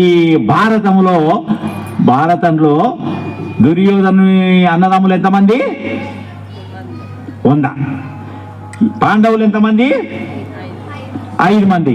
వీళ్ళ ఇద్దరికి ఎప్పుడు కుదరకపోయేది. ఈ దుర్యోధనునికి ఇతరుల మీద ఈర్ష్య, కోపము, తనంత గొప్ప వ్యక్తి ఎవడూ లేడనే ఒకానొక అహంకారం ఉండేది. కానీ ధర్మరాజు నిజంగా ధర్మరాజు, భీమసేనుడు మహాబలవంతుడు, అర్జునుడు గొప్ప విలుకాడు. అర్జునుడు 2 చేతులతో బాణాలు వేయగల శక్తి గల వ్యక్తి అర్జునుడు. నకులుడు, సహదేవుడు, అంత వీరాది వీళ్ళు 5 మందే వీళ్ళు. ఇక వీళ్ళు జూదం ఆడిపించి మాయాజూదంలో ధర్మరాజును ఓడించి అడవులకు పంపుతారు. 12 ఏళ్ళు వనవాసం, 1 సంవత్సరం అజ్ఞాతవాసం. అప్పుడు ఈ 5గురిని ఓడించుడే కాదు, ద్రౌపదిని కూడా తీసుకొస్తే ద్రౌపది ఎవరిని పిలుస్తుంది రక్షించమని? భీష్ముణ్ణి, ద్రోణుణ్ణి, కృపాచార్యుణ్ణి, ధృతరాష్ట్రుణ్ణి, గాంధారిని, భర్తలను ఎవరైనా సపోర్ట్ చేస్తారా? సభల అందరూ ఉండరు, సపోర్ట్ చేస్తారా? ఎవరు సపోర్ట్ చేయరు. భీష్ముడు అంత అనుభవశాలి. ఏమన్నాడు? తల ఉంచుకొని కూర్చుంటాడు. అప్పుడు కృష్ణుడిని పిలుస్తుంది. కృష్ణుడు ఏం చేస్తాడు? ఆమెను కాపాడడానికి ఆమె చీర ఎంత లాగినా దుశ్శాసనుడు అయిపోతుందా? అతనే అలసిపోయి కింద పడిపోతాడు. అవునా కాదా? రక్షిస్తాడు. కాబట్టి ఎప్పుడు ఏ ఇబ్బంది మనకు వచ్చినా మనకు రక్షణ చేసేది ఎవడు? గట్టిగా చెప్పండిరా బాబు. నీకు శ్రీకృష్ణుణ్ణి తలుచుకుంటే కాని పని అంటూ లేదు. మనకున్న మాయ తొలగిపోయి మన పని అయిపోతుంది. ఉదాహరణ ఎవరయ్యా అంటే ద్రౌపదీదేవి. అవునా కాదా? అవునా? అట్లే కుంతి కూడా కృష్ణుడికి మహాభక్తురాలు. కుంతిమాత కూడా. పాండవుల తల్లి పేరేం పేరు? కుంతీదేవి. కౌరవుల తల్లి పేరు గాంధారి. ఈ కృష్ణుడు పాండవులను రక్షిస్తూ 5 మంది ఉన్నారు కాబట్టి రక్షిస్తూ వాళ్ళ ఎంట ఉంటే ఇక అక్కడి నుంచి వీళ్ళు అరణ్యవాసం పోతారు. అరణ్యవాసం పోతే అక్కడ ఒక ఎట్టయినా పాండవులను అబాస్ పాలు చేయాలి, అపహాస్యం చేయాలని దుర్యోధనుడు ఏం చేశాడంటే అడవిలో పాండవులు ఉన్నారు, అక్కడ మీరు ఆతిథ్యం తీసుకోండి అని దుర్వాస మహామునిని పంపుతాడు. దుర్వాస మహాముని గొప్పతనం ఏందో తెలిసినా ఏందిరా, అంటే కోపం వస్తుంది, అంటే ఆ ఎందుకన్నామని కోపం వస్తుంది, అంటే ఎందుకన్నామని కోపం వస్తుంది, ఏమనకుండా కూర్చుంటే ఎందుకు ఏమంటలేవని కోపం వస్తుంది. ఆయన పేరు ఏం పేరు? దుర్వాసుడు. ఏం పేరు? దుర్వాసుడు. ఎవరికైనా కోపం వచ్చిన ఏం దుర్వాసునంత కోపం ఉందంట చూడు. ఆ దుర్వాసుడు ఏం చేస్తాడంటే సరే పాండవుల తాను భోజనం చేద్దామని మధ్యాహ్నం 1 గంటకు వస్తాడు. అప్పటికి వీళ్ళు తిని అన్ని అడిగేసి ఉంటుంది ద్రౌపది. ఎట్లా చేయాలి, నేను 100 మందిని భోజనానికి వస్తున్నాం, నదికి పోయి స్నానం చేసి వస్తాం అని చెప్పి పోతాడు. పోయిరాండి అని చెప్తాడు ధర్మరాజు. ద్రౌపది అంటది, అయ్యా ఏం లేవు, 100 మందికి మనం ఉన్నది అడవిలా ఎట్టకెళ్ళి తెచ్చిపెడతామంటే ధర్మరాజు ఆలోచన చేస్తుంటే కుంతి ఎవరిని ప్రార్థిస్తుంది? కృష్ణుణ్ణి ప్రార్థిస్తుంది. వెంటనే కృష్ణుడు వస్తాడు. ఏమమ్మా బాగున్నావా అంటే బాగున్నా. ఆకలి అవుతుంది కదరా నాకు అంటాడు. మరి అమ్మ ఇప్పుడు ఎట్ట చేయాలి ఏం సంగతి అంటే నీవు అన్నం వండిన గిన్నె ఇక్కడ తీసుకురా అంటాడు. తీసుకొస్తాడు. ఒక్క మెతుకుంటుంది, దాంట్లో ఎంత ఉంటుంది? ఒక్క మెతుకు. ఆ ఒక్క మెతుకు నాకు పెట్టని తీసుకొని తింటాడు. తింటే అక్కడ స్నానం చేస్తున్నారు కదా వీళ్ళు, పంచభక్ష పరమాన్నాలు తిన్నట్టు వాళ్ళందరికీ ఆకలి తీరిపోతుంది. దేవులు వస్తుంటాయి మంచిగా, భక్షాలు బూరెలు గారెలు అన్ని తిన్నట్టు వాళ్ళకు వస్తుంటాయి. ఇక ఏది తినవన్నా తినకుండా పట్టకుండా నిండా అయిపోతుంది. ఇదేమిరా నాయన, ఈ నదిలో స్నానం చేస్తే ఇట్లయిపోయింది, మళ్ళీ వాళ్ళ దానికి పోతే వాళ్ళు భోజనం పెడితే మనం తినలేం కదా, ఈ నుంచి ఇటే పోదామని దుర్వాసుడు ఎంట ఉండే 100 మంది శిష్యులు మళ్ళీ ఆశ్రమానికి వస్తారా? రారు. కాబట్టి దీనివల్ల మనం ఏం నేర్చుకోవాలంటే, మీరు అన్నం వదిలిపెడతారా రోజు తినేటప్పుడు? వదిలిపెడతామా? మంచి అది వదిలిపెడతామని చెప్తున్నారు. అటు ఒక్క మెతుకు తింటేనే అంత అయింది కృష్ణునికి. ఒక్క మెతుకన్నా వేస్ట్ చేయొచ్చా? చేయకూడదు. రేయి పగలుంటాయి బతుకులోన, శ్రమ సారం ఉంటుంది మెతుకులోన. శ్రమ నాన్నది, అమ్మది, ఎంతో మంది రైతుది, కష్టపడ్డ వాళ్ళది, దాన్ని గిర్ని పట్టించిన వాళ్ళది, మన సంచులు ఎత్తుకొచ్చిన వాళ్ళది, ఎంతో శ్రమ ఉంటే అన్నం మన ముందరికి వస్తుంది. అవునా కాదా? కాబట్టి మనం అన్నం వేస్ట్ చేయొచ్చా? చేయకూడదు. అన్నం పరబ్రహ్మ స్వరూపం. అన్నం తినేటప్పుడు పెట్టగానే తినాలనా లేకపోతే ఏం చేసి తినాలి? నమస్కారం పెట్టి, మంత్రం నీకు వచ్చినా రాకున్నా మీకు ఇష్టం వచ్చిన దైవానికి నమస్కారం పెట్టి, దీనికోసం కష్టపడ్డ వాళ్ళందరికీ ఒక నమస్కారం అనుకొని తింటే అది మంచి ప్రసాదము, మనకు కూడా మన శరీరానికి శక్తినిస్తుంది అది. అవునా? అట్లా తినాలి. ఇక కృష్ణుడు అక్కడి నుంచి కాపాడి మళ్ళా వచ్చేస్తాడు. వచ్చేసిన తర్వాత 12 సంవత్సరాల అరణ్యవాసం తర్వాత 1 సంవత్సరం అజ్ఞాతవాసం కూడా అయిపోతుంది. అయిపోయిన తర్వాత యుద్ధం వస్తుంది. మాకు ధర్మరాజు వచ్చి సగం రాజ్యం కదా, అన్నదమ్ముల బిడ్డలు కదా, సగం ఏమన్నాడు? 5 ఊళ్ళు ఇస్తే చాలు నాకు అంటాడు. ఎన్ని? 5 గ్రామాలు. అప్పుడు కృష్ణుని ఏమంటే వాళ్ళు అది కూడా ఇచ్చేటట్లేరు, నీవు ఒకసారి రాయబారానికి పోయిరా అంటాడు. కృష్ణ రాయబారం చాలా బాగుంటుంది. దీంట్లో పద్యాలు కానీ ఇవి కానీ బాగా, తిరుపతి వెంకట కవులు మంచిగా రాసినారు, పోతన కూడా బాగానే రాసినారు, చక్కగా ఉంటాయి. ఆ రాయబారానికి పోతాడు ఈయన. ఎవరు?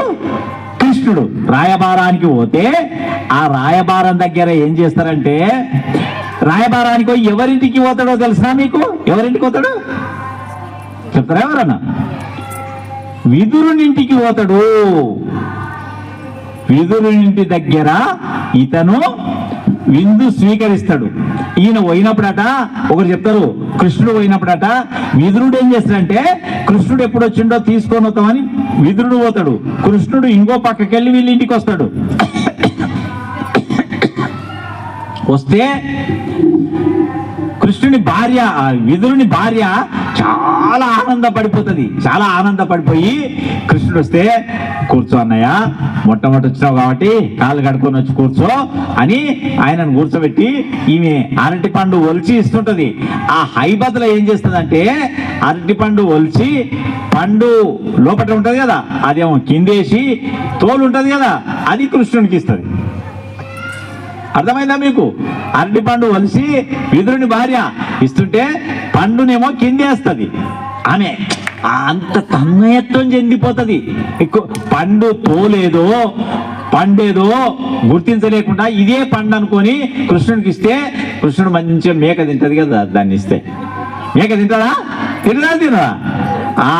అట్లా ఈయన మంచిగా చాలా బాగుందని తింటే అప్పుడే విదురుడు వస్తాడు. అరే అరే ఆగు, ఏం చేస్తున్నావు నువ్వు, ఏం కథ అంటే అప్పుడు ఆమె ఆ తన్మయత్వంలోకి వెళ్ళి బయటకు వచ్చి చూస్తే ఆయన అప్పటికే ఓ పండుది తోలు మొత్తం తినేసిండు. అప్పుడు కృష్ణుడు ఏదైనా, కోపమైనా, ఆనందమైన, దుఃఖమైన, జయమైన, అపజయమైన ఏం చేస్తారా? ఏం చేస్తారు చెప్పు కృష్ణుడు? చెప్పండి ఎవరన్నా.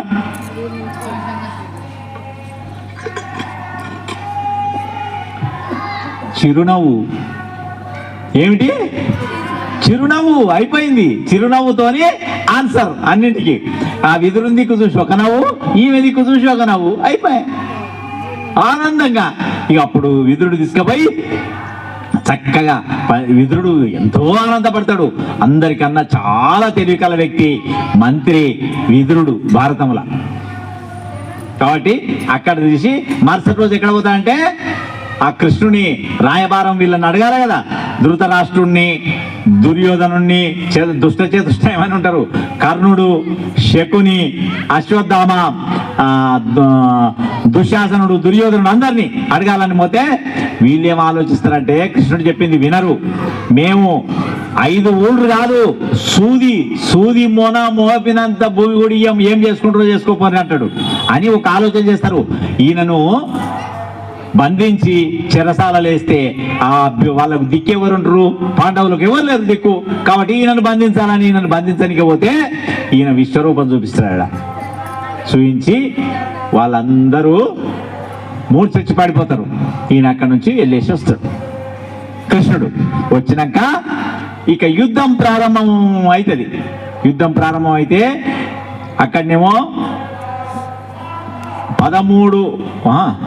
11 అక్షరాల సేన, ఇతల పక్కనేమో 7 అక్షరాల సేన, మొత్తం 18 అక్షరాల సేనకు ఇక యుద్ధం ప్రారంభం అవుతుంది. అనంగా కృష్ణుడు అర్జునుడి రథం మీద, అర్జునుడు వెనుక, కృష్ణుడు సారథి, రథసారథి అయ్యి రథాన్ని తెచ్చి 2 సైన్యాల మధ్యలో నిలబెడతాడు. అప్పుడు అంటాడయ్యా ఎవరు? అర్జునుడు, నేను యుద్ధము చెయ్యను. అయిపోయింది. ఇంతసేపు చెప్పిందంతా అయిపోయి, ఇంత కష్టపడ్డదంతా అయిపోయి, రుక్మిణి బాధ, ద్రౌపది బాధపడ్డది అయిపోయి, కుంతి కష్టాలు అయిపోయి, ధర్మరాజు 12 సంవత్సరాలు వనవాసం, 1 సంవత్సరం అజ్ఞాతవాసం అయిపోయి, ఇప్పుడు అర్జునుడు ఏమంటుండు? నేను యుద్ధం చెయ్యను. ఎదురుగా తండ్రి, తాత, అన్న, తమ్ముడు, బావ, బామ్మర్ది, ఈ గురువు కొడుకులు, నేను ఏడ యుద్ధం చేస్తాను? నాకు బతికుంటే బలసాగు తినొచ్చు. అయ్యా కృష్ణ, నీవు రథం మీద నేను దిగిపోతున్నా అంటాడు. ఇక అప్పుడు చూడు కృష్ణునికి ఎంత బాధ కలిగిద్దో. మన దాంట్లో కూడా చాలా మంది తల్లి చెప్పినా వినరు, తండ్రి చెప్పినా వినరు. అమ్మ చెప్తే తప్పకుండా ఏం చేయాలి మనం?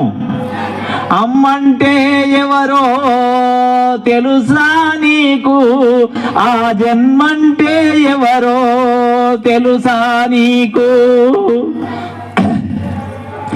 కన్నీళ్ళు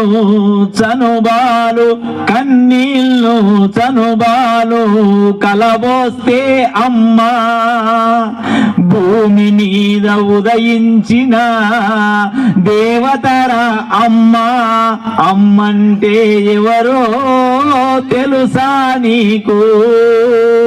అమ్మంటే ఎవరు? దేవతరా, సాక్షాత్తు దేవత అమ్మంటే. వింటున్నారా లేదా? పిల్లలు, అమ్మంటే ఎవరు? అందుకు ఈ మనము ఎక్కడుంటుంది అర్జునుడి ఇక నేను వెళ్ళిపోతున్నా, నేను యుద్ధం చెయ్యను అంటాడు. అరే నాయన ఇది ఎక్కడి కథ, ఏం చేయాలి, ఏం కథ? ఇప్పుడు కృష్ణుడికి వచ్చిన కష్టం ఎవరికన్నా వచ్చిందా? యుద్ధం మధ్యలో ఇక 2-3 నిమిషాల్లో యుద్ధం ప్రారంభమయ్యేటప్పుడు అర్జునుడు ఇంత పని చేస్తే ఇక ఆ కష్టం చెప్పలేం. మనకి ఇంత కష్టం వస్తేనే కుంగిపోతాం. కృష్ణుడు చూడు ఇప్పుడు ఏం చేయాలి, అప్పుడు చెప్తాడు ఏంది భగవద్గీత. భగవంతుడు బోధించిన గీతనే భగవద్గీత. గీత చదివితే మన గీత మారుతుంది అని భగవంతుడు సత్యసాయి బాబా చెప్పాడు. గీత చదివితే మన గీత మారుతుంది. గీత అనేది సాధకునికి గొప్ప ఊత. కాబట్టి భగవద్గీతను అప్పుడే శ్రీకృష్ణుడు 18 అధ్యాయాల రూపేణ 700 శ్లోకాలు బోధిస్తాడు. ఆ యుద్ధం మధ్యలో ఎట్లా బోధించిందంటే అది సాధ్యమే. ఆ వినే శక్తి ఈయనకుంది, చెప్పే శక్తి ఆయనకుంది. కాబట్టి దాన్ని క్వశ్చన్ చేయాల్సిన పనిలే. ఒక నిమిషములా మొత్తం చెప్పేసిండు. చెప్పేసినాక మా అర్జున విషాద యోగము, తర్వాత సాంఖ్య యోగము, కర్మయోగము, కర్మ సన్యాస యోగము, జ్ఞాన యోగము, జ్ఞాన సన్యాస యోగము, ఆత్మ సంయమన యోగము, సంపద్ విభాగ యోగము, రాజవిద్యా రాజగృహ యోగము, భక్తి యోగము, విశ్వరూప సందర్శన యోగం అన్ని వినకపోతే విశ్వరూపం కూడా చూపించిండు. విశ్వరూప సందర్శన యోగము ఒకటి 2 లాస్ట్కు అన్ని చెప్పినాక నష్టో మోహ స్మృతిర్లబ్ధ. మోహం నశించింది. నష్టో మోహ స్మృతిర్లబ్ధ తత్ప్రసాదాత్మయాచ్యుత స్థితోస్మి గత సందేహ కరిష్యే వచనంతవా కరిష్యే వచనంతవా. ఓ శ్రీకృష్ణ పరమాత్మ, నష్టో మోహం నశించింది. స్థితోస్మి గత సందేహ, గతములో ఉన్న సందేహాలన్నీ పటాపంచలైపోయినాయి. ఇక ఇప్పుడు చెప్పు నేనేం చేయాలనో, నీవేం చెప్తే అది చేస్తా. ఇప్పుడు వచ్చిండయ్యా కృష్ణుడు, అంత గొప్ప వ్యక్తి కృష్ణుడు. నీవేం చెప్తే అదే చేస్తా, ఇక వేరే చెయ్యా. చలో పట్టుకో గాంధీవం, యుద్ధం చేయి. యుద్ధం చేయడానికి పోతే మొట్టమొదటి బాణం భీష్మునికి వేస్తాడు గౌరవ సూచకంగా, తర్వాత ద్రోణునికి వేస్తాడు, చెవు పక్కకి వెళ్ళిపోతుంది అంటే నమస్కారం పెట్టినట్టు. తర్వాత భూమి కాళ్ళ ముందలేస్తాడు, కాళ్ళకు నమస్కారం పెట్టినట్టు. అట్లా చేసి యుద్ధం నడిపించి ఏ బాధ లేకుండా ఏదైనా చిరునవ్వు నవ్వుకుంటూ ఉన్న వ్యక్తి ఎవడు మొత్తంలో యుద్ధంలో? శ్రీకృష్ణుడు. అభిమన్యుడు చనిపోతాడు, అట్లే ఉంటాడు. మరుసటి రోజే అభిమన్యుడు చంపడానికి కారణం ఎవరు అంటే జయద్రథుడు. అతన్ని రేపు యుద్ధంలో సూర్యుడు మూకక ముందే చంపేస్తా, అట్లాగిన చంపకపోతే నేను కాల్చుకొని గాంధీవంతో కాల్చుకొని చనిపోతా అని చెప్తాడు అర్జునుడు. చెప్తే ఇక చూడు కృష్ణుడిని అడిగాడు ఈ మాట, ధర్మరాజుకు చెప్పాడు ఈ మాట. కొడుకు అయినందుకు ఎంతో బాధపడిపోతాడు అర్జునుడు. అప్పుడు కృష్ణుడు అంటాడు సరే రేపు చూద్దామంటాడు. ఈ మొత్తం కౌరవ సైన్యం అంతా భీష్మునితో సహా, జయద్రథుడు అంటాడు అతన్ని, అతనికి సైంధవుడు, జయద్రథుడు సైంధవుడు ఒకడే. అతనికి మొత్తం వెనక పెట్టి వీళ్ళందరూ అట్ట ఉంటారు. వీళ్ళందరినీ ఓడించుకుంటూ పోవడం ఒక్క రోజులో, అది కూడా 12 గంటల్లో సాధ్యమా? అసాధ్యమైనది. ప్రతిజ్ఞ చేసిండు, విజయము కోరి విసుగును వీడి విరామ మెరుగక పని చేయాలోయ్, అసాధ్యమనునది అసలే లేదని చరిత్ర నేర్పదే పవిత్ర పాఠం. అసాధ్యం అనేది ఉందా? లేదు. కానీ దానికి పూర్తి ప్రయత్నం చేయాలని ఇక యుద్ధం చేస్తాడు చేస్తాడు చేస్తాడు చేస్తాడు. ఉదయం నుంచి చేసి చేసి చేసి 3 అవుతుంది, 4 అవుతుంది, 5 అవుతుంది. ఇక కొద్దిసేపు అయితే ఏమైతుంది, పొద్దు గొంకుతుంది. ఇక చూస్తారు అందరు, ఒకసారి చూస్తారు, చూసావు పొద్దు గొంగిపోయి పొద్దు గొంకింది. అందరు యుద్ధంలో ఉంటారు. ఒకరేమో ఆనందంతో ఉంటారు, ఒకరేమో టెన్షన్తో ఉంటారు. కౌరవుల సైడ్ ఆనందం ఉంటది. ఏమిటయ్యా అంటే జయద్రథుని చంపలేకపోయిండు, సైన్యవుని చంపలేకపోయిండు కాబట్టి అర్జునుడు వస్తాడు ఇప్పుడు చూద్దామని. ఇతల పక్కనేమో ఏం చేయాలి, ఏం సంగతి, ఎక్కడ ఏం తోయదు. తోయపోయినప్పుడు ఆ జయద్రథుడు ఏం చేస్తా అంటే సైంధవుడు అర్జునుడు ఎట్లా చేస్తాడో చూస్తా అని బయటకు వస్తాడు. ఎట్లా చేస్తాడో చూద్దాం. ఇక పొద్దు ముగ్గిపోయింది, చీకటి అయిందని. అప్పుడు అంటాడు కృష్ణుడు, అర్జున కొట్టు అని అంటాడు. ఒకటే చెప్ప కొట్టు అనంగానే,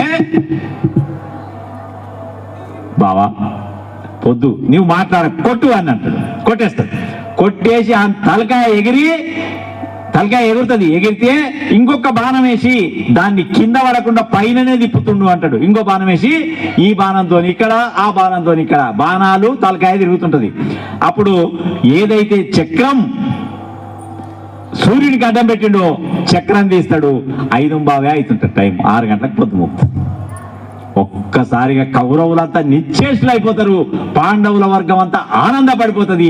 ఈ తలకాయని తీసుకుపోయి హిమాలయ పర్వతాల తపస్సు చేస్తున్న ఒకానొక ఋషి వీళ్ళ నాయన ఉన్నాడు, ఆ నాయన ఒడిలో పడేటట్టు చెయ్యి అంటాడు. కృష్ణుడు చెప్తాడు. ఆ తలకాయ పోయి ఆయన ఒడిలో పడుతుంది. ఆయన మంచిగా ధ్యానం చేసుకుంటుంటాడు. చీచి రక్తసిక్తమైంది, ఎక్కడదో తలకాయ నా ఒడిలో పడ్డది అని తీసి కింద పారేస్తాడు. పారేయంగానే ఆయన తల 1000 ముక్కలై చనిపోతాడు. ఈ తండ్రే కొడుకు ఏం వరం ఇస్తాడంటే, నా కొడుకు తలకాయ ఎవడైతే కిందేస్తాడో వాని తల 1000 ముక్కలవుగాక అని శాపం ఇచ్చింటాడు. ఎవరేసిండ్రు తలకాయని కింద? ఆయన తండ్రి వేసిండు. కాబట్టి ఎవరిది తలకాయ 1000 ముక్కలు అవుతుంది? తండ్రిది అవుతుంది. కాబట్టి ఎవరి శాపం వానికే తగిలేటట్టు కృష్ణుడు మాయ చేస్తాడు. అద్భుతంగా. అట్లనే ఆ కృష్ణుడు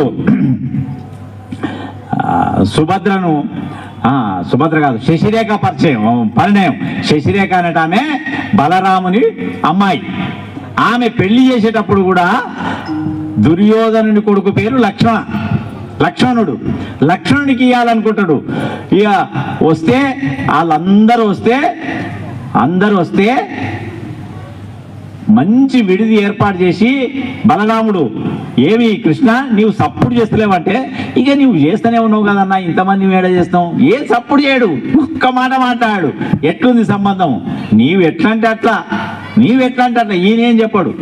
ఈ రుక్మిణి ఏమో నవ్వుతుంటది, ఏం చెప్తలేడు ఏం సంగతి అని. ఆయన భార్య పేరేమో రేవతి. ఆమెనేమో ఏమంటలేడు మరిది గారు, ఏమంటలేరు అంటది. ఓకే, కంప్లీట్ చేస్తాం అంటుంటే చాలా బాగుంటుంది. అది కూడా ఆ శశిరేఖ పరిణయం. మాయాబజార్ సినిమా మీరు చూసుంటే తెలుస్తుంది. అప్పుడు ఆ కృష్ణుడు ఏం చేస్తాడంటే, సరే అని అన్ని ఏర్పాట్లు అన్ని జరిగి ఇంకా పెళ్లికి దగ్గర వస్తుంది. పెళ్లి కాడికి కూడా వస్తుంది. వచ్చినాక అప్పుడే ఆ పెళ్లి పీటల మీద కూర్చున్నప్పుడు శశిరేఖ స్థానంలో ఘటోద్గజుని కూర్చోబెట్టి శశిరేఖను అభిమన్యుని కలిపి అడవికి ఆ ఘటోద్గజుని ఇంటికి పంపిస్తారు. ఘటోద్గజుని మాత్రం మాయ రాక్షసుడు భీముని కొడుకు, భీముని భార్య పేరు హిడింబిని చేసుకుంటాడు. ఆ హిడింబి కొడుకే ఘటోద్గజుడు. ఆయన రూపంలో ఈయనను కూర్చోబెడితే ఆయన ఎప్పుడు ఆ లక్ష్మణ స్వామి చూడడానికి పోయినా రాక్షసునిలాగా, ఒకసారి పాములాగా, ఒకసారి భూతంలాగా, ఒకసారి దయ్యంలాగా కనిపిస్తే వాడు చాలా అదే అయిపోయి కింద పడిపోతాడు. ఆ పెండి కిందికి మీదకి అయిపోతుంది.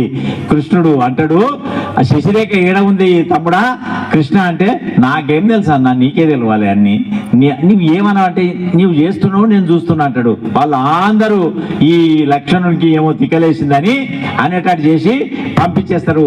ఆ అంత లోపల వీళ్ళందరూ కూడా ఒక మాయా బజార్ ఓపెన్ చేసి గొప్ప చాలా కాస్ట్లీ బట్టలు, పంచలు, చీరలు అట్లాంటివన్నీ పెడితే ఆ కౌరవుల భార్యలు కౌరవులు తీసుకొని ఇంత బాగా ఎప్పుడు చూడలేదని అవి తీసుకొని కట్టుకుంటే వాళ్ళు కట్టుకొని ఇదంతా అయిపోయినాక ఒక్కసారి కృష్ణుడు ఇట్లా అనే వరకు వీళ్ళు కట్టుకున్నాయన్నీ మాయం అయిపోతాయి. అప్పుడు చూడు వీళ్ళ పరిస్థితి ఎట్టుందో. అట్లా చేసేసి చాలా ఆ మాయలు చేసే వ్యక్తి ఎవరయ్యా అంటే కృష్ణుడు. ఎవరి కోసం చేసిండు ఇవన్నీ? మంచితనం కోసం, ధర్మం కోసం, నీతి కోసం, న్యాయం కోసం, నైతికత కోసం, సమాజానికి ఒక దారి చూపడం కోసం కృష్ణావతారం మొత్తం కృష్ణుడే. ఎన్నడూ సుఖపడలే. కృష్ణుడు రాజైందా?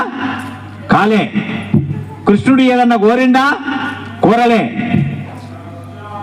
కాబట్టి నిస్సంగత్వంతో తానేమి కోరకుండా తన నమ్మిన వాళ్లకు ఎవ్వరికి ఏది కావాలనో అది కుచేలుడు సుధాముడు అని, కుచేలుడే సుధాముడు. కుచేలుడు అంటే సంపద లేనివాడు, సుధాముడు అంటే వీళ్ళ క్లాస్మేట్, ఇద్దరు ఒకటే.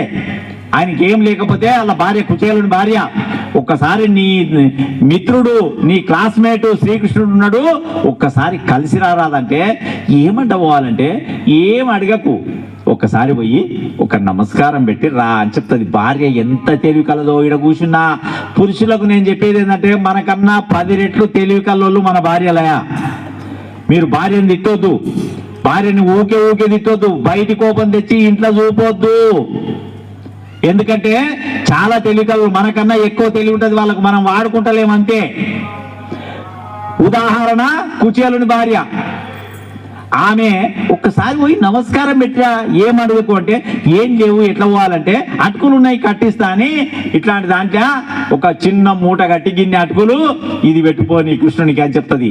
తీసుకొని పోయి బయట నిలబడితే ఇస్తాడో దర్శనం ఇయ్యడో అని పోతే కృష్ణుడే చూసి సాదరంగా ఆహ్వానించి కూర్చోబెట్టి స్నానం చేసినాక కాళ్ళు ఒత్తుతాడు. చిన్ననాటి మిత్రుడు నాకు కలిసింది దొరికింది కదా అని. తర్వాత ఇది ఎందుకు అనిపిస్తుంది, చిన్న మూట తెచ్చినామంటాడు. అటుకులు తీసి ఒక బుక్క, 2వ బుక్క, 3 బుక్కలు తింటుంటే రుక్మిణి ఆపుతుంది చాలని. ఆ 2 బుక్కలు తినంగానే వజ్ర వైడూర్యాలు, ఇల్లు అన్ని కొత్తవి పంపించి మార్పిచ్చేస్తాడు. ఏమడగలైనా కృష్ణ నేను వస్తా, మంచిది, ఆనందంగా ఉండు పో అంటాడు. ఆయన ఇంటికి వచ్చే వరకు ఈయన ఇల్లు పక్కన ఇంకో పెద్ద ఇల్లు నిలిచింది, చూస్తే అది మనదే. కాబట్టి కృష్ణుని తలిస్తే లోటు అనేది ఉంటుందా? ఉండదు. అపజయం అనేది ఉంటుందా? ఉండదు. కాని పని అంటూ ఉంటుందా? ఉండదు. కృష్ణుడు అంత గొప్ప వ్యక్తి. కృష్ణుడి గొప్పదనం గురించి చెప్పాలంటే ఒక పద్యం చదువుతా. నాకు వచ్చేటప్పుడు మా శ్రీమతి గారు, మా గృహలక్ష్మి అన్నది, ఊకే పద్యాలు చదివితే ఎదురుగా కూర్చున్న వాళ్ళు ఎవరు ఉంటారో వాళ్ళకి అర్థం కాదు, నువ్వు పద్యాలు చదవకు చెప్పమని చెప్పింది, మొట్టమొదటి ఇన్స్ట్రక్షన్ ఇచ్చింది. అట్లే అమరలింగన్న గారు కూడా ఎక్కువ తక్కువ పద్యాలు చదవకు, అర్థం కాదని చెప్తాడు నాకు. ఇప్పుడు లాస్ట్ పద్యం ఒకటి, వేదములు ధరించే గిరి విపునమోచే ధరన్ భరించే హరివంశజులన్ వధించే మ్లేచ్ఛాదుల మూచముంచియు దశాకృతి మించిన కృష్ణ మొక్కేదన్. 10 అవతారాలు వస్తాయి ఈ పద్యముల. నేను సగం చదివిన ఒకటి తెచ్చిపెట్టిన. కాబట్టి 10 అవతారాలను కూడా అద్భుతంగా చేసిన వ్యక్తుల్లో శ్రీకృష్ణుడు కూడా ఒక అవతారం. ఎవరిని నమ్మినా మనకు పని అవుతుంది. పనితో పాటుగా మనం ఉండే పని, మనం చేస్తున్న పని సమాజానికి ఉపయోగపడేటట్టు చేస్తే కృష్ణుడు ఆనందిస్తాడు, మన పని అవుతుంది. హిందుత్వం అనేది చాలా గొప్పది, గుర్తుపెట్టుకోండి. హిందువుగా జన్మించుట ఇలలో మహాభాగ్యమని మరువకురా, హిందువులే ఈ గడ్డన పుట్టిన ముద్దు బిడ్డలని చాటుమురా. కాబట్టి ఈ జాతిలో ఉన్నోళ్ళు ఉన్న ముస్లిమ్స్ కూడా ఒకనాటి హిందువులే, వాళ్ళ డిఎన్ఏలో హిందుత్వమే ఉంది. వాళ్ళు మారినోళ్ళే కానీ ఎక్కడి నుంచో వచ్చిన వాళ్ళు గారు.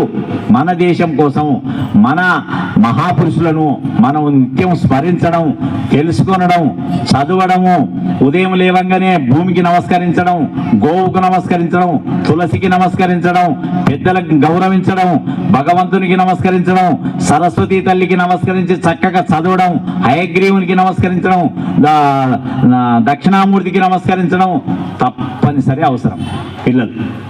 ఆ పిల్లలకు తెలియకపోతే తల్లులు చెప్పాల్సిన అవసరం ఉందనేది మరొక్కసారి గుర్తు చేస్తూ, ఆ కృష్ణుణ్ణి మరొక్కసారి ప్రార్థిస్తూ, ఆనంద సాగరుడైన కృష్ణుడు, ఆ మురళీమోహనుడైన కృష్ణుడు, ఆ మాధవుడైన కృష్ణుడు, ఆ కాళీయమర్దనం చేసిన కృష్ణుడు మనందరినీ చల్లగా చూసి మనందరినీ దీవించి మనము సరి అయిన దారిలో నడిపించాలని మరొక్కసారి ప్రార్థిస్తూ, జై శ్రీకృష్ణ, జై శ్రీకృష్ణ, జై జై శ్రీకృష్ణ. బోలో భారత్ మాతా కీ.